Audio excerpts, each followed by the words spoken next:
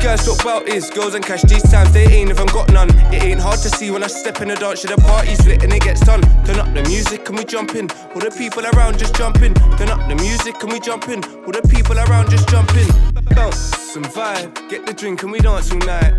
Vibe and bounce, get the drink and the girl on the couch. Bounce and vibe, get the drink and we dance all night. Vibe and bounce, get the drink and the girl on the couch. Yes. What are we saying? First off, introduce yourself, your name, and where you're from. Come on, name's Frenchie, and you'll know days off from East, you know what I'm saying? I ain't really on the flagging thing or nothing, but if you wanna call it, I'm from the Hamlets, Tower Hamlets, you know what I'm saying? E1. Yeah, pretty much. As East End little Cockney kid. Just trying to do his thing right now, innit? Love that. Yeah, well, how would you describe Hamlets? How would you describe the ends? You know what, the Hamlets is fucked. It's just too much fake shit going on in the Hamlets, I won't lie, but there's a lot of realness in the Hamlets if you know where to look as well. Like, a lot of man are on this capping thing in the Hamlets, but truth is, we started this Cali shit back in the days. That's evident, people know that. Like, my block's known for calves, weed calves, all of that straight, but I'm not saying I'm involved in none of that, but yeah, you already know what it is still. Growing up in the Hamlets, it was a bit different because most blocks are a little bit more white and black mixed. My block was more Arab Asian. So my upbringing was a bit different. So certain things I used to view in certain ways come across differently. Cause you know them man, the way they operate is slightly different, so I got that mentality in me. So the way man used to do certain things, it's coming like the corner shop. I'm trying to be proper, no discount, no nothing, no. You know what I'm saying? Boss man wants every change. Like, so yeah, it had a big influence on my upbringing still. Sick. How would you describe, I guess, yourself in one word? Or one sentence if you can't do one word? Versatile. Love it. And how would you think other people would describe you? Man, it depends on the people and how they know me. So it's your family and friends? Family and friends, they'll say I'm nuts, but out of love though. Cause if I love someone, shit, I'll do anything for them. So yeah, my family will say I'm nuts, but in a love kind of way still. Okay. So what school did you go to? Me, hey, I went to Sir John Cass, fucking, what's it called? Church of England, Redcoat, something, yeah. How was that? It was shit. I ain't gonna lie, it was shit still. I fucking hated school, every second of it still. But I ain't gonna lie, there's certain teachers in that school that showed me certain life lessons which I still run with today. So that's one thing, yeah. Sick. Alright, so what first got you into music? Or what inspired you to make music? Shit. You know, from young, growing up in it, obviously, the side I grew up with, cause I'm mad mixed. So my side I grew up with was Jamaican. So I grew up with music every day. It was just in my blood. Like literally, you wake up, radio's on in the background, cooking, radio's on. Like there's always music playing, innit? So growing up, I've always had that influence. But you know what? I think I first started writing because my uncle gave me my first album. He quick took it back after a day, innit? But he bought me one Ludacris album. First time I heard that, I was a youth. That shit changed my life, I can't lie. I was like, yo, that was my first introduction to the streets or like any kind of rap, innit? So from there, still, I just started writing. That's why sometimes with my shit, I'm a bit cocky in my music. I get that from him, cause every time he used to rap, you're waiting for the punchline, you're waiting for him to say something kind of funny, that's it, but yeah. Sick. So I'm guessing that's more like, hip hop, rap. What would you say your genre at the moment is? At the moment, I record so much, but I guess you could say drill, like a wave type rap as well, pain on the beat as well. So, yeah. Sick. And how would you describe your creative process? Ooh, my creative process. You know what? I had days in it, fucking where like I'll be waking up middle of my sleep because I just heard a song in my head, so I need to wake up straight away and write it down, pen to the pad, literally old school. But my creative process kind of started when I was in jail, to be fair, because I can't lie, I went jail for a few things, whatnot. It is what it is, it happened. But when I was in there, I had no mentality of trying to rap or trying to do nothing until my nan said to me one day, she was like, yo, why didn't you start rapping again? When you was a little kid, you used to write all this stuff for fun and shit. So I was like, right, you know what? Let me try and make Nancy proud on a good thing. Started writing again and yeah, it just come back to me naturally, to be honest. Yeah. Love that. You quickly touched on it, so I thought, we might as well talk about it. So you said you went to prison. Yeah. Do you want to just talk about that experience? So like, what did you go in for? How long was you in for? And then we'll expand on that after. Yeah, so jail time, I went in for 2 separate cases. One was up in Chatham. Let me not say too much on that. And then another one was just in Central, fucking little section 18. So yeah, went jail, done about just under 3 years. Yeah, it was calm, it was shit. But yeah, it was alright though. Yeah? Would you say you learned anything from that situation? Oh yeah, 100%. I learnt myself. I learnt myself. I never had time for that when I was on the roads doing what I was doing. Because myself was for everyone else. Man didn't really have free time. It could be 2, 3 o'clock in the morning. I'm trying to go to sleep, phone's pinging off. I'm gonna go to it because it is what it is, you know what I'm saying? So I can't lie, Joe gave me that time to learn myself who I really am, what I really want, sort of. And that's why now, even in my music, if I was to start writing, let's say before I went Joe, my stuff would be completely different. Whereas now I feel like it elevated me more, took me to a deeper meaning. Sick. Right, at the moment, I guess, with your recording, are there any artists that you're working with? Not currently, no. No, not currently. Okay, and then if so, what else would you potentially, if you had the opportunity to, would you want to work with at the moment? Right, at the moment, or like, who do I actually want to work with? Let's go with who you actually want to work with. We might as well just... Shit, that'll have to be... I come on an American influence with everything I listen to, so I'm trying to do something different on the UK floor, so I can't lie. All-time favourite will probably be NLE Chopper, Trippie Redd. But you know what, fuck it, I can't even throw shade on this one, there's still Kanye. Facts. Hard. Yeah. Yeah, no, for real. Sick. So for yourself, when you're getting into the beef or when you're even approaching a track, like what inspires you? Like what inspires you to approach the music? What inspires you in general, day to day? Life. Literally things I've been through. Yeah, most of the stuff I'm talking about is from experiences I've had, seen, been through. So literally I just hear a beat and it just comes to me. I like hear the way that the beats will form in. I'll start getting the lyrics in my head and it's just straight life, everything that I've seen. Yeah. Nah, for real, man. I've heard your stuff as well. There's like, there's a certain quality in your voice where you know that this is real. It's like when 50 Cent start coming through, a lot of people like, they can hear the pain in his voice and there's that grit, that hunger in there. So, nah, for real.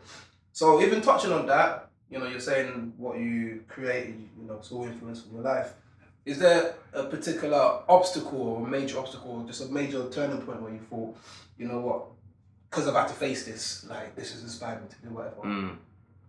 You know what? It's got to be jail, innit? Because when I was there, you know what? Jail, is shit for only one reason. Because you can't do fuck all outside. Like, you got no connection to the outside world other than phone calls.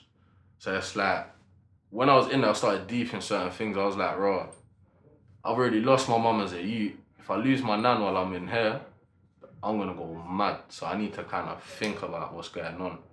And one day we were having a actual in-depth convo on that. She was like, what's your plan when you come back out? Literally, she's the one that made me start doing music and that's my motivation. Yeah. I was going to say, what was the turning point in life that led you on the road that you're on now? Would you say that's one of them? Yeah, that's the turning point. When she actually said to me, do music, it'll put a smile on my face for once. I was like, you know when it just kind of hits different. You're like, shit. Everything I did was to try and make you happy, but it didn't. So if this is the way, it's the way, innit? Yeah. Well, it's beautiful you can do that with something you love as well. Yeah. So, real. Well, obviously, we're touching on the streets, we're touching on that life. Is there anything in particular that you said that you would say that you've learned from that life, leading that life? You know what? It's got to be my old occupation, let's call it. That you meet so many different people on a day-to-day, so many different interactions.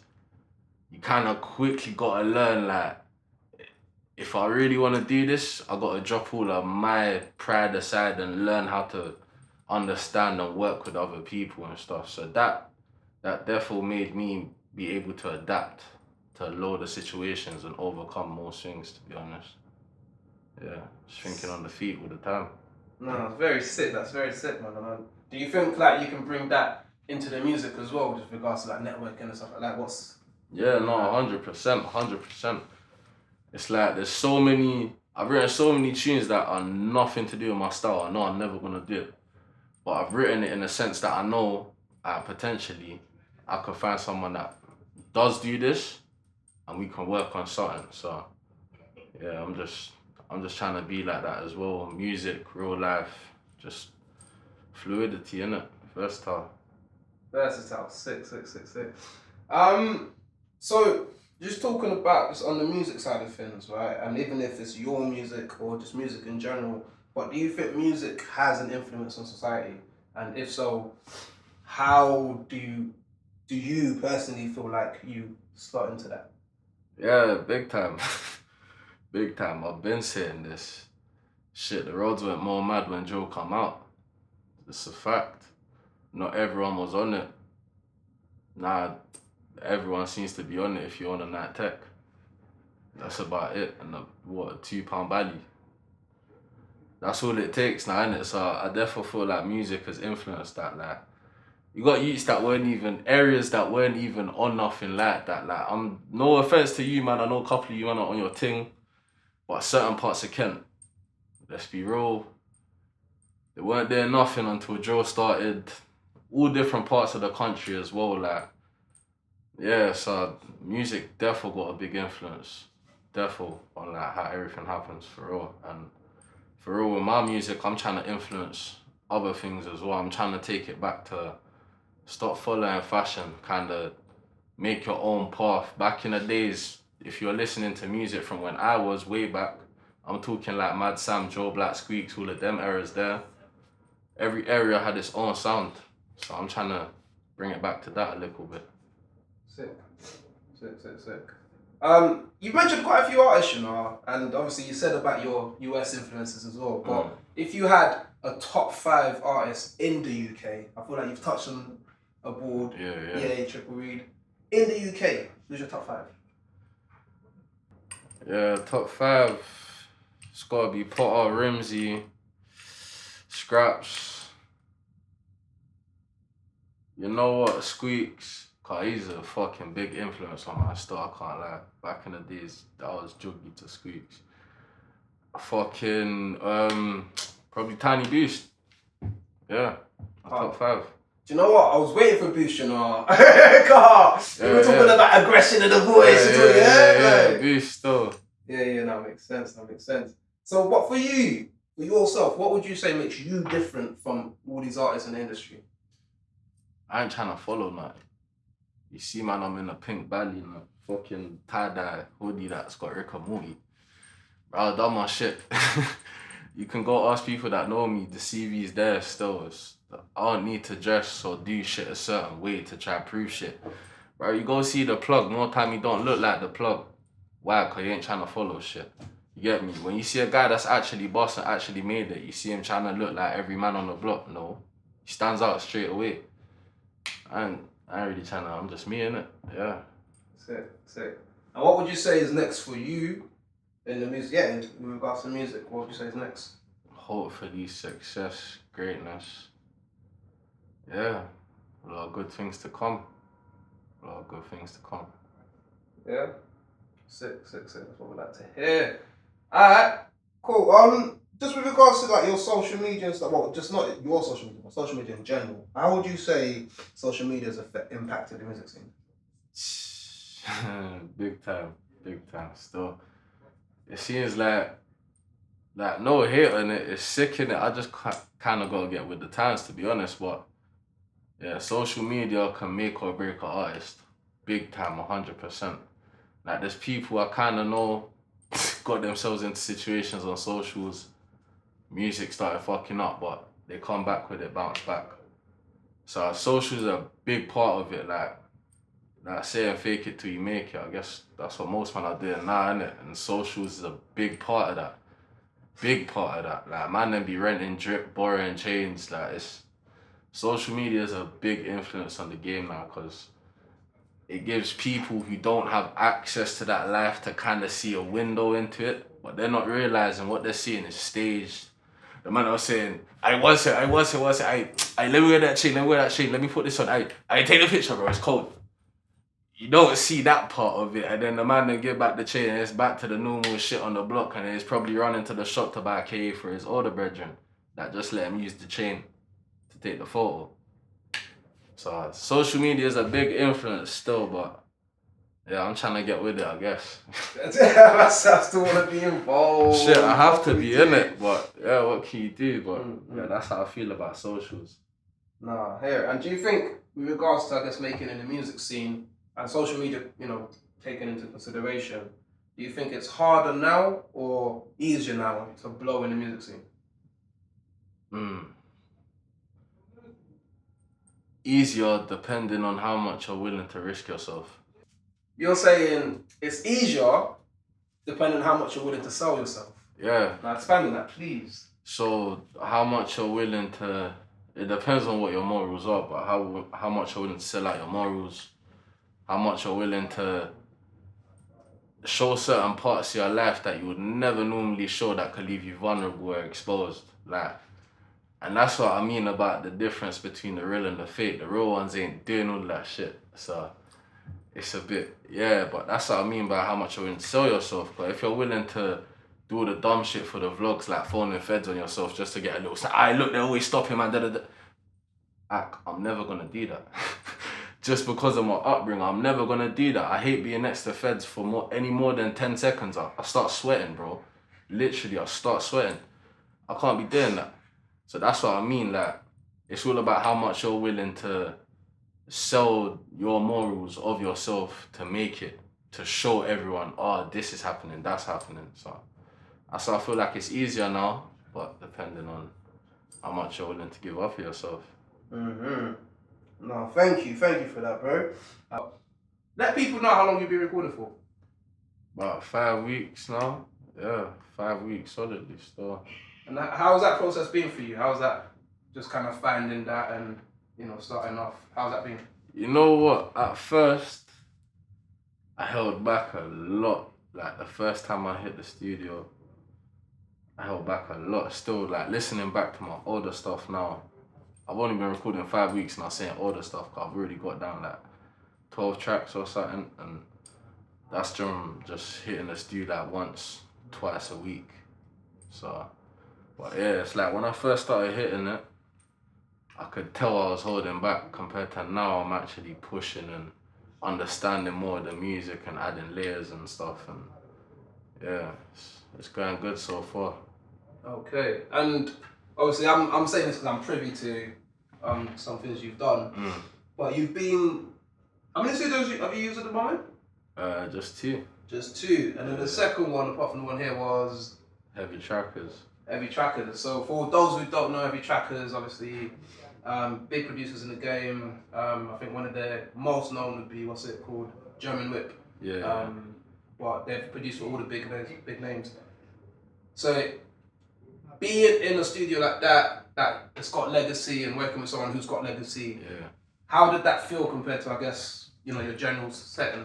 Yo, it was a beast. It was mad motivation still. Like, you go in there, you see the plaques on the wall and that, you're like, oh shit, I need to come with it. I can't be comfy right now on the beat.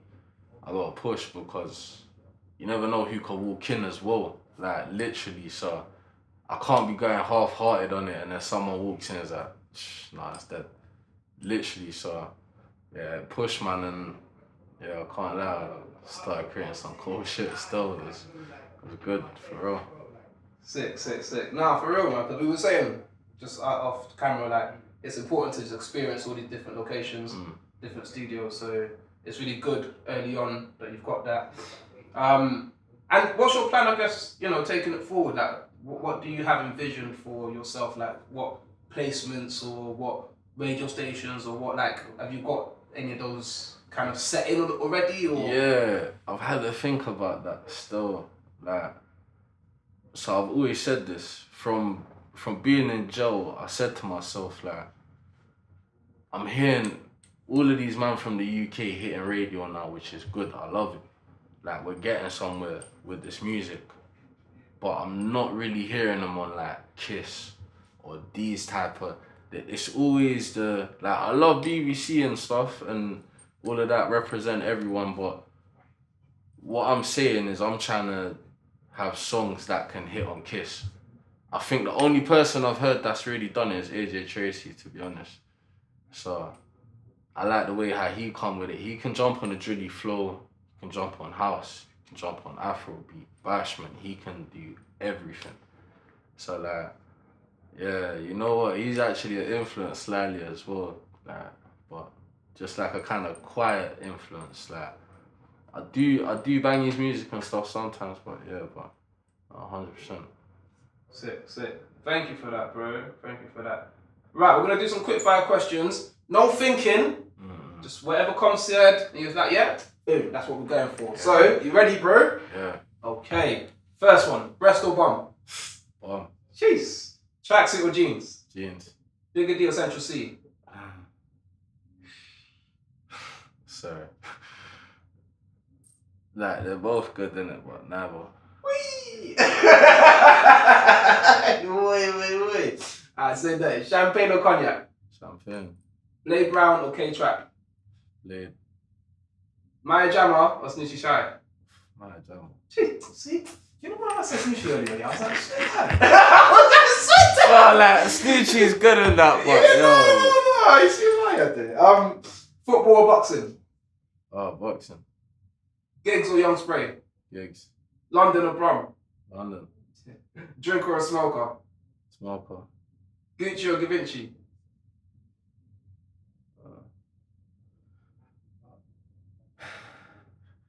What's the name of none? Alexander Wang. Jesus, I'm a bit different with it, you know. I said third option. I say that. Eddie One or Tion Wayne? Eddie. Political, Labour or Conservative? Oh, Conservative, man. Swear down. Yeah, bro. Labour pissed me off too much, man. They let me down too many times. At least Conservative tell the truth, but you don't like it at first.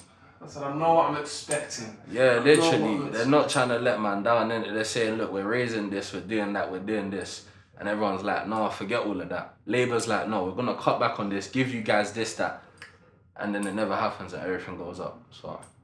Right, cool. No, can't argue back. That's the situation. Yeah. Lamb or pork? And lamb, of course. This question kills me, bro. Alright, Chunks or Young Philly? Young Philly, man. I love Chunks, but Young Philly. Alright, Netflix or Amazon? Netflix. D Block or NSG? NSG. Merc or BM? Beamers. Stormzy or Chip? Chip. So, what, you seen Stormzy Nintendo? You know what, yeah. I like Stormzy, but it's just the way I grew up listening to Chip. Influence. Nah, I hear it. And also, like, going off, I guess, hearing the way you attack the beat, it makes more sense. It does make more sense. Stormzy's got this kind of lazy to it. Yeah. Joshua or Fury? Fury. Still, I'm mad. Bro, this is... Fury's getting this shit now. It's mad. I guess he's held less L's in it, so mad. Real rap or drill? Real rap. Harrods or Selfridges? I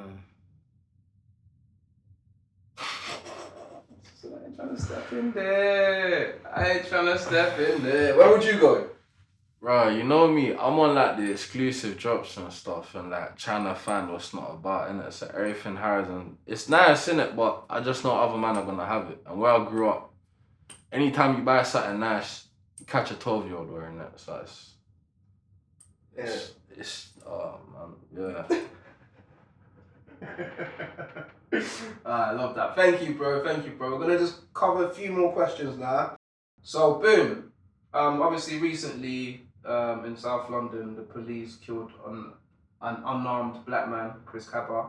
My man was just chilling in his car, and his man thought, let me roll up and shoot our innocent brother. So, what are your thoughts on that, bro? How do you feel about that? I can't lie. This subject is something that it pisses man off, innit? Because what year is it now? We're in 2022, innit? Mm-hmm. Yeah, bruv. And this is still happening, like. It's pissing man off, like, where are we drawing the fucking line? Like, it's... These times now, no feds are getting checked or nothing.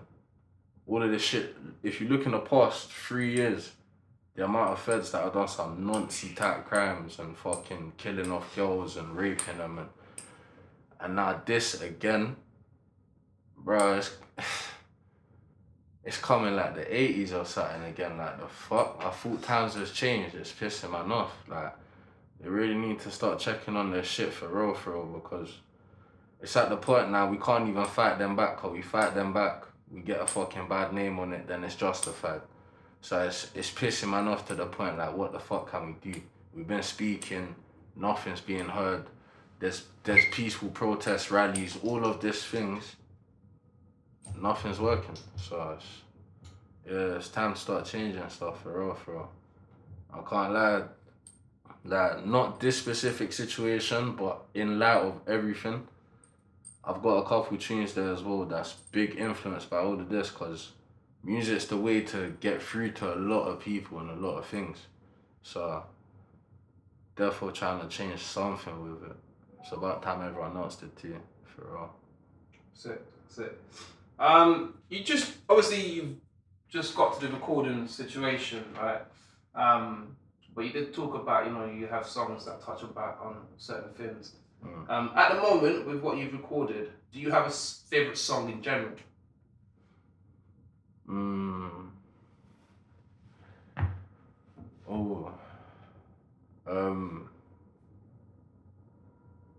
Probably the one I done at Trackers the other day, because it's so fresh in my head, and that I had a different energy on that still. Yeah, that thing there's called Come Up. Yeah. And what is it about that track that makes it, for you personally, your favourite at the moment? You know what? I feel like by that point there, that track there, I started to kind of really understand how to level and layer stuff, and, you know what I'm saying, keep it through, because where I like real rap more, I can't help it. Instead of doing a short verse, hook, short verse, I just rap on the beat for time, and I get lost on it, and then I'm like, oh shit, I need a chorus, quick. And then so on there though, I learned how to kind of keep you through that, so I gotta say that's my favourite. Sick. And obviously you said that's your favourite, but if there was a favourite to perform, if you was to go performing, is there another one that you think, if I was to perform that one on stage, it would be a Mazza? You know what, Come Up again, yeah? Mm-hmm. And then probably Prem. One tune I got there called Prem. Okay. Yeah, them things there, jumpy still. I can't lie, if I get on stage with it, like right now I'm a little bit laid back in it, but if I get on stage with that, shit. Like, it's a jumpy set in mosh pits. Like, okay. Yeah, for real. Big energy. That's what we like to hear. Right, what is one message that you'd like to give to the younger generation? Pattern up. Fix up, man. Stop trying to follow fashion. Set your own trend. Stop trying to do what everyone else is doing because you're hearing it on the track. Man, I'm not just talking the real life stories. Don't mean you have to follow fashion and do that. Understand, little things happen. Shit. No need to back out something over it. The way I grew up back in the days, I can't lie, shit like that never happened over small things. It weren't worth the energy still. Shit, if you want to go bird off your whole self, go Joe, innit? Have fun. I can't lie, you fake ones get caught out real quick. And you're riding Volvo for time, innit? So just pattern up, innit? Yeah. Real. And what is the best advice that you've been given? Pattern up. Literally, the best advice I've ever been given. Someone I looked up to a lot. He basically sat me down. He was like, yo, you're doing your thing, but pattern up. Just pattern up. Focus on the people around you. Who you got around you is a big influence on you as well. It can either be your come up or your downfall real quick. Trust me. So, yeah, when people told me to pattern up, like, they never said it in a rude way as well. It was out of love. Like, they were guiding me still. So, that's the best advice I've ever been given. Mm-hmm.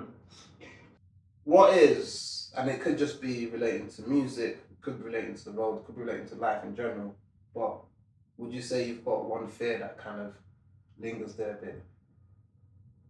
One fear. Losing loved ones.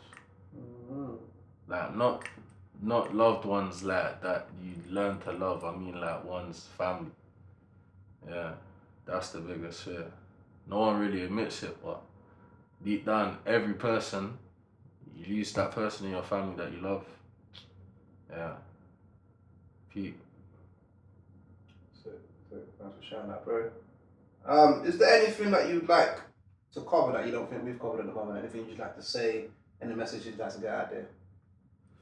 Yeah, tap in. I'm gonna start releasing real soon. There's a lot of good things to come, trust me. I'm gonna start releasing real soon, dropping the videos and that real soon as well, so make sure you start tapping in, showing some love. Sick. Videos will start dropping. Yeah. Before we get into your socials, what is the realest shit that you've ever wrote, bro? Do you want to share that with us? It's hard to choose just one, you know, literally. That's why I'm running through everything. But it's also real fucking, you know what, I'll probably have to say fucking, man passed that free that top man sad. This pain inside it, top man mad. Fucking, what is it? With this rage inside, top man bad. Fucking, I was raised on a block cause I had no dad. Literally, yeah. Shit done fucking, I'm kinda glad. I'll probably say that's the realest cause that describes me. Literally. Like, my dad was never there, he left. Shit, as soon as my mum passed away, he left. But he weren't there before anyways. So fuck him. But that turned me into who I am. I didn't ever really bitch about it. I didn't really complain. Like, oh, I ain't got a dad, I never blamed it on my man. I used to thank him for all. So, yeah, that's the realest shit I ever wrote. Sick, right? Sick. I love that because you're giving people a bit of your life, man. Mm. Like, we was even talking about this in the studio the other day. It's like, as an artist, as a rapper especially, like, it's something you've got to do, but yeah, the audiences definitely appreciate that. And we appreciate you, my guy. We definitely appreciate you. Where can we find you, bro? Where can we find just, you know, what's coming up? Where can we keep plugged in? Insta, Touche. I don't really use nothing else right now. Gonna start making it soon, but Instagram at eastliving_. Wonderful. Thank you so much, man, like Frenchie. Safe. Yeah, I'm trying to get rich like Roddy. I was doing flicks and tricks in a pitch in a box with a cross and I scored that volley. Not linking shots like a dotty, I'm spraying. Hear these bars that I'm saying. I'm waiting patiently for the time that I make it. I'm praying for my family and the doubters. I'ma be up so high like a spaceship. Mumsy, I've made it. Trust me, that's so amazing. And for the doubters.